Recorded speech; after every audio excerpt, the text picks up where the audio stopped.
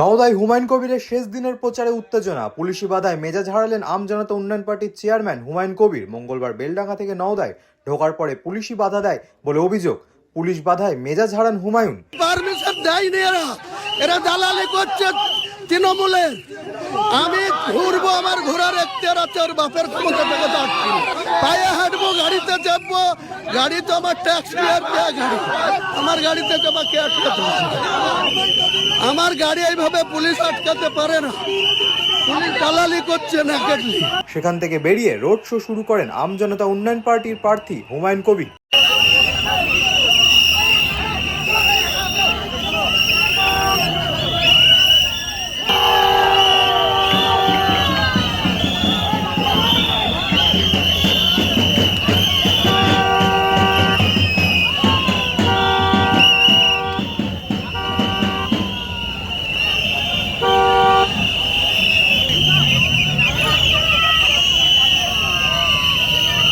নওদার মধুপুরে হুমায়ুন কবিরের road show যাওয়ার সময় হাতে পতাকা নিয়ে বিক্ষোভ দেখান তৃণমূল কর্মীরা।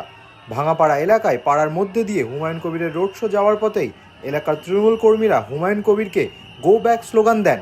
পাল্টা হুমায়ুন কবিরের অনুগামীরাও স্লোগান দিতে থাকে। এতেই উত্তেজনা ছড়ায় এলাকায়।